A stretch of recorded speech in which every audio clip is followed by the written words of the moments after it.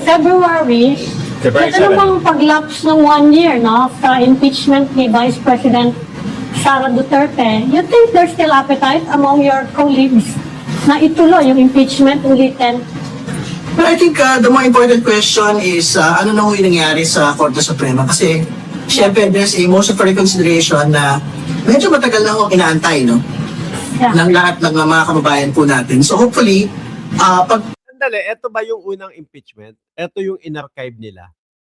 No, ito yung dinribble-dribble nila Chis Escudero. Ano po? Balikan lang natin ha, mga kababayan. Sariwang-sariwa sa utak ng mamamayang Pilipino yung ginawa nila doon sa impeachment na yon. Ano po? Kung maalala nyo, di ba? Una, isinampa. February 5 kung hindi ako nagkakamali. Kaya nga sabi natin, kapag tungtong ng February 6, malamang sa alamang po yung pangalawang impeachment at ang pinaka-main yata na magiging tatayo na testigo doon. Wala pong iba kundi si ano pangalan nun? Si Madriaga. Oo, si Madriaga. At doon, sasabihin yata mga bossing chief amo sir, yung kung saan daw galing yung pondo ni Vice Presidente doon sa panahon ng eleksyon ng 2022. Sabi galing daw sa Pogo at galing daw sa mga Panginoon ng ipinagbabawal na gamot. Sabi ni Aba man, ni Ma'am Aba, impeachment, ready na ba ang lahat? Si Sara, hindi pa. Tingin ko yung mga lawyer ni Sara, hindi pa din ready yan. Bakit? Same lang naman din po mga kababayan, yung kakaharapin nilang mga reklamo Madadagdag lang po etong kaila Madriaga. Madadagdag lang po yun. Ngayon yung tatlong una na main ng impeachment ng Vice Presidente, mga bossing, kung maalala nyo, hindi nila kayang sagutin. Hanggang sa matapos po, hanggang sa ma-archive, mga boss chief amo sir, yung impeachment na yon, wala silang sagot. Wala silang naidepensa. Biruin nyo nga, sinasabi natin, di ba? Base doon sa abogadong mga kinuha ni Vice Presidente. 16 na Vice Presidente ang kinuha, mga kababayan. 16!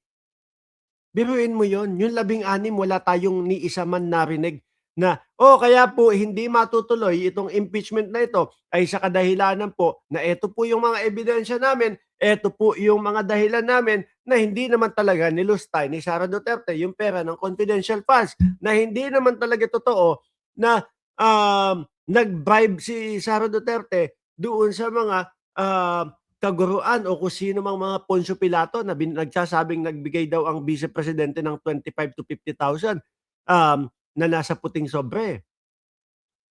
Pati mga kababayan, yung pagpapapatay kay Pangulong Bongbong Marcos, asawa ng Pangulo, at kay Martin Romualdez, hindi nila sinagot. Pati yung pagpapapunta sa NBI. Lahat yan, mga bossing. No? Lahat po yan. At ito ibabalik ko si Terry Redon isisingit ko lang ito. Ito, baka pati ito masama doon sa impeachment ni Inday Sara Duterte. Yan. Ghost student sa SBP Talamak noong 2022 to 2024. Sabi ng COA. Aray ko. Patong-patong ang naging issue. Ang hilig nila sa ghost. Ito po. Yung sa confidential funds, mga kababayan, 900 na mga resibo, halos kalahati daw po, hindi nag-e-exist yung mga pangalan. Hindi alam kung tao ba talaga. Mary Grace Piatos, chinek sa PSA, walang nakita Mary Grace Piatos. Walang birth certificate, walang birth certificate, walang death certificate, at wala ding marriage certificate. Lahat wala. Kalahati nun. Hindi nag-e-exist So ano tawag dun? Ghost. No? Ghost din po. Na seller ng impormasyon mga kababayan. Ang hilig nila sa ghost Patong-patong ang naging issue ng ghost student ineligible beneficiaries at mayayamang estudyanteng tumatanggap ng Senior High School Voucher Program sa SHSBP sa ilalim ng liderato ni Vice President Sara Duterte sa DepEd mula 2022 hanggang 2024. Kung maalala nyo ho, mga boss Pamo, sir, pati nga ho yung mga Nutriban, inaamag, 'di ba? Sa madaling salita po, simula nung naiupo ang Vice Presidente diyan po sa Department of Education, ganyan na. Halos lahat. Puro kabugukan. Oh. Halos lahat po. 'Di ba? Kung maalala nyo na din po, yung mga laptops na dapat i-re-release agad sa mga guro, sa mga teacher para mapakinabangan ng mga estudyante. Ano nangyari? Tenga doon sa loob ng storage. Hanggang sa wala na, naluma na lang, bumagal na. Dahil po sa katandaan ng panahon. Halos lahat po yan, mga bossing.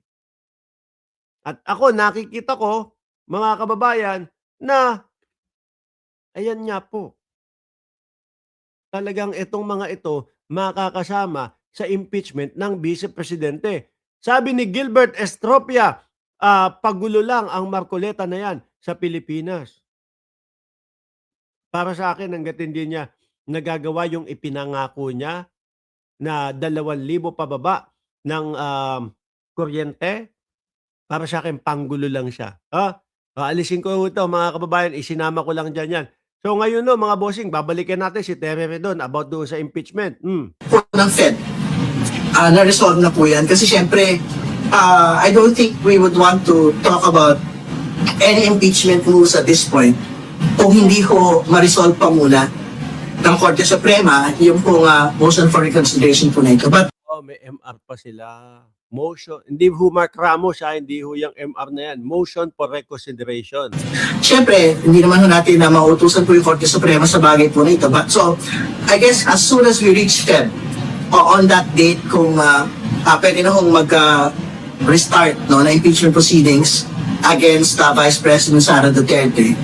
So, siguro mag-usap-usap po muli yung mga miyembro po ng Kongreso, sila sa Hindi ho kaya dahil 15 doon sa sinasabing Supreme Court appointee ni dating Pangulong Duterte, kaya medyo babagal-bagal pagkadating sa usaping motion of reconsideration sa impeachment ni Sara Duterte. society kung ano po yung gagawin po nila. Kasi I don't think nagbago naman po yung mga batayan ng impeachment. Ang nagbago lang po talaga yung pong mga bagong rekisito ng Korte Suprema para po mag-impeach. No? So, we will see. Pero ito, pag-usapan ho natin about impeachment. O yan, Pebrero 6, mga kababayan. Sa tingin nyo po, ganun pa din kadami yung mga congressman na susulat, na pipirma, lalagda, para po isulong ulit itong pangalawang impeachment, itong pangalawang pagkakataon na pag-push po ng impeachment kay Sara Duterte. Tingin nyo ho, mga kababayan. Ako feeling ko ganun pa din ho yung bilang. Siguro mababawasan ng konti kasi nga sila Paduano hindi na tumakbo ulit. Ito pong si Ace Barbers, hindi na din po tumakbo, mga kababayan. Kaya wag ho kayong maniniwala na si Paduano at si Ace Barbers natalo. Hindi ho. Mga